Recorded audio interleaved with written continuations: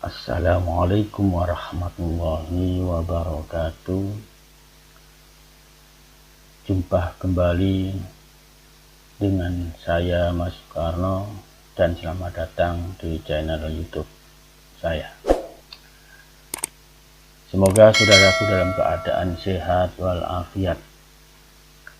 Pada kali ini kita akan membahas seputar penyusunan skripsi yang berkaitan dengan teknik pengumpulan data dalam penulisan karya ilmiah atau yang disebut dengan skripsi. Ini masuk dalam bab 3. Sebelum kita bahas lebih lanjut, silakan subscribe. Jika bermanfaat, silakan di-share. Oke, saudaraku semuanya, kali ini kita akan membahas secara pelan-pelan tentang teknik pengumpulan data. Sekali lagi saya sampaikan bahwa teknik pengumpulan data ini pada penyusunan skripsi termuat dalam bab 3, yaitu di metode penelitian. Oke.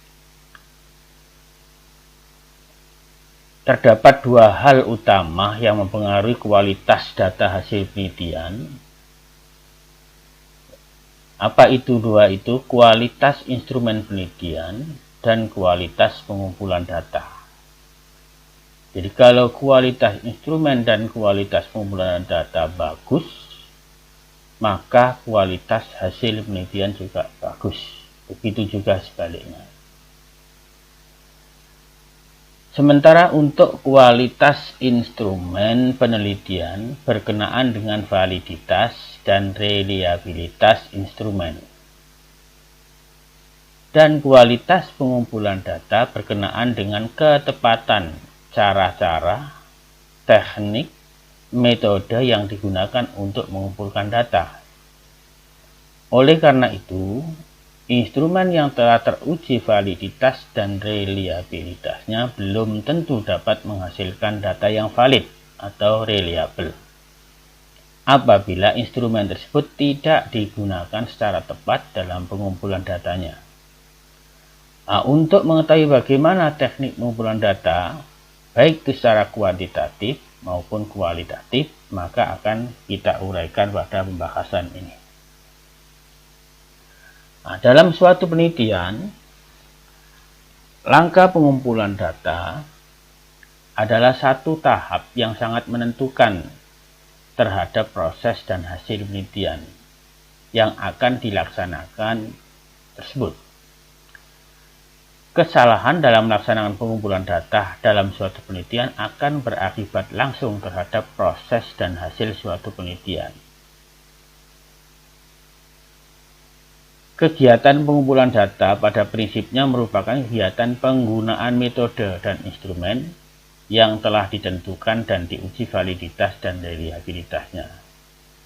Secara sederhana, pengumpulan data diartikan sebagai proses atau kegiatan yang dilakukan peneliti untuk mengungkap atau menjaring berbagai fenomena, informasi atau kondisi lokasi penelitian sesuai dengan lingkup penelitian. Nah, dalam prakteknya, pengumpulan data ada yang dilaksanakan melalui pendekatan penelitian kuantitatif dan juga bisa melalui penelitian kualitatif.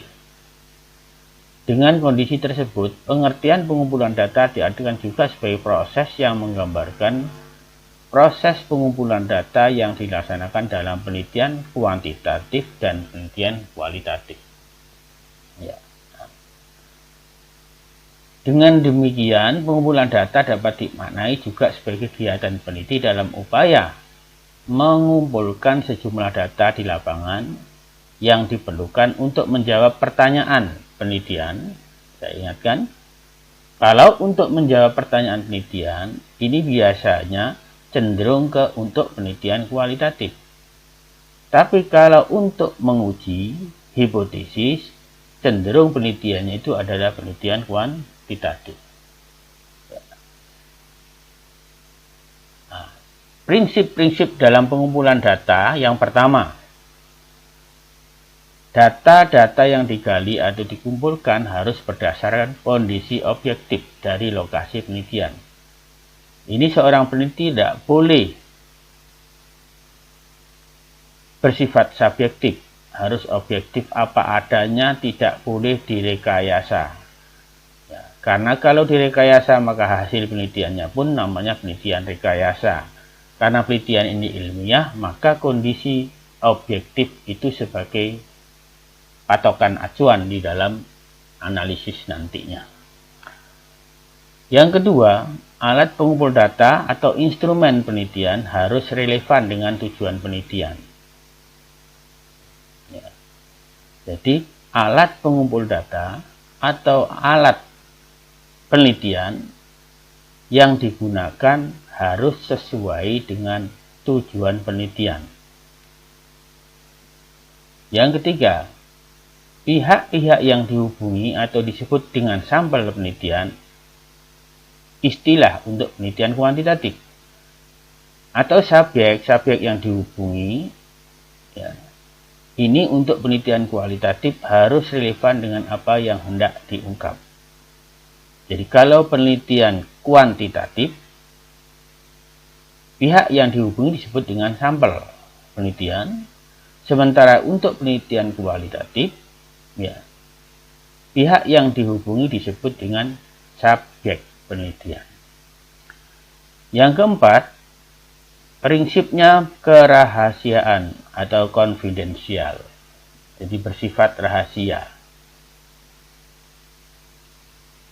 Ya.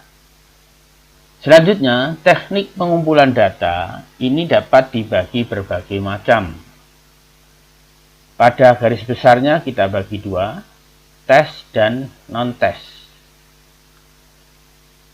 Kalau teknik pengumpulan datanya kita gunakan tes, maka ada dua bentuk. Bisa tes tertulis, bisa non tertulis. Non tertulis ini bisa praktek, menjadi kemampuan.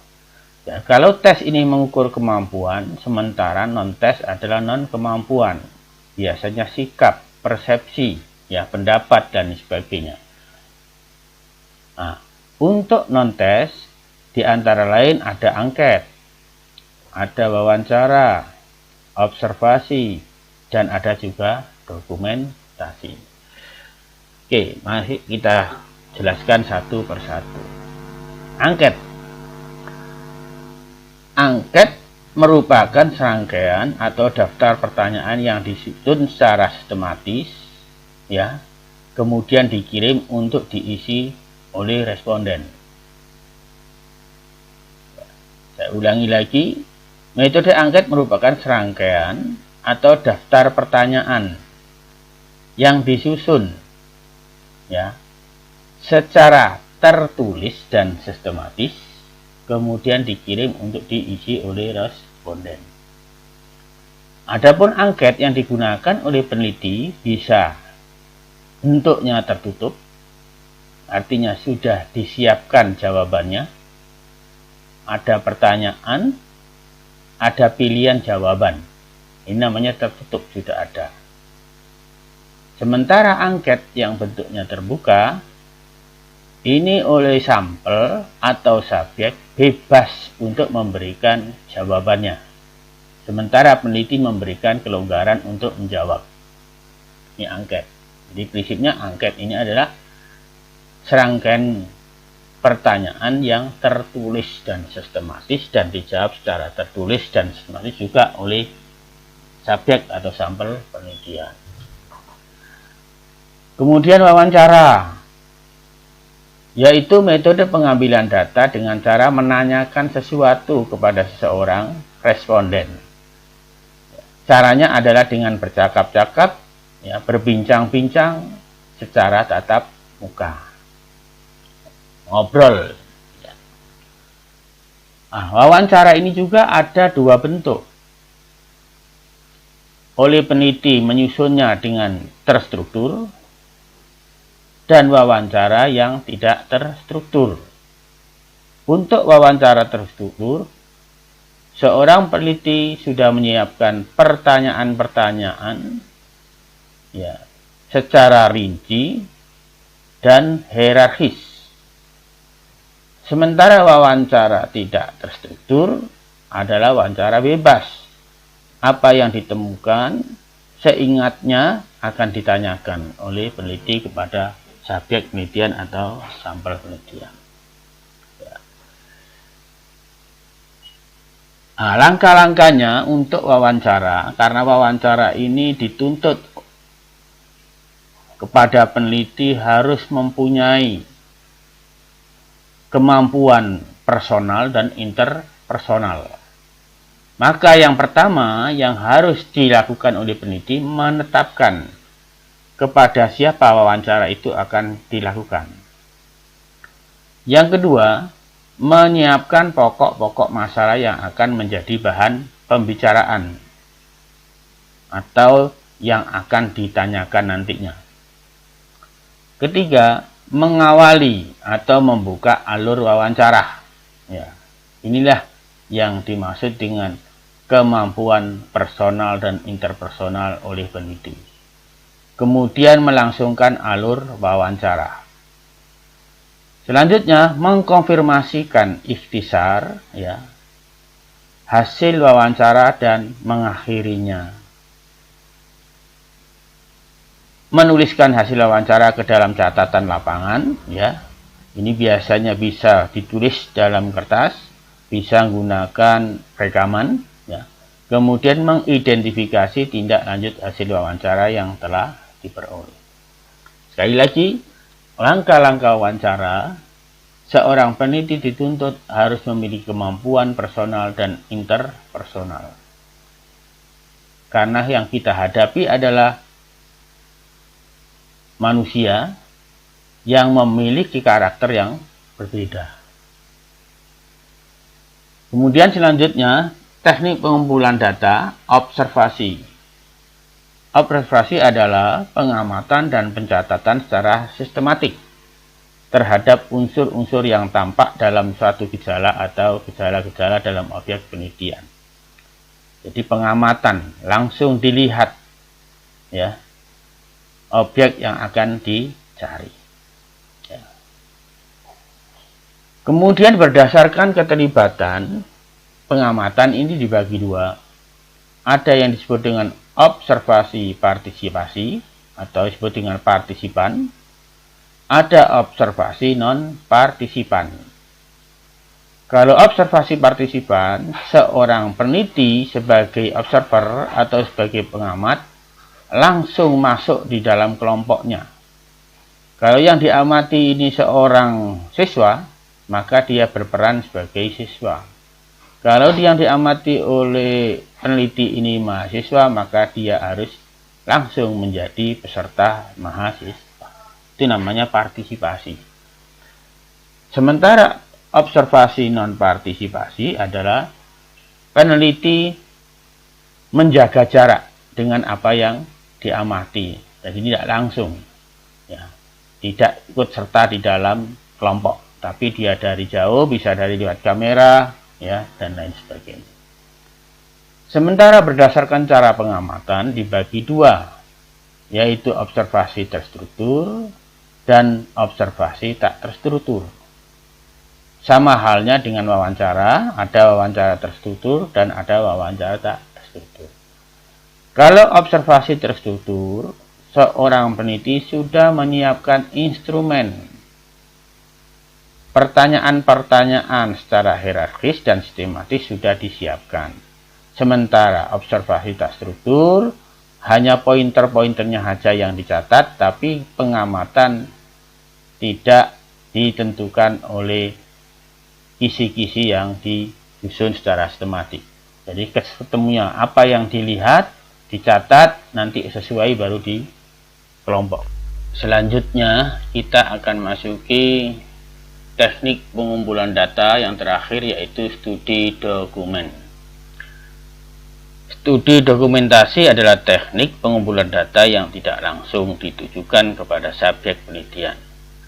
Dokumentasi merupakan catatan peristiwa yang sudah berlalu. Adapun studi dokumentasi ini bisa berbentuk dokumen primer dan juga bisa berbentuk dokumen sekunder. Dokumen primer ini adalah dokumen langsung dari catatan subjek atau responden, sementara dokumen sekunder adalah dokumen dari pihak kedua. Oke, saya kira itu. Mudah-mudahan bermanfaat untuk kita semuanya dan kami sampaikan ucapan terima kasih. Assalamualaikum warahmatullahi wabarakatuh.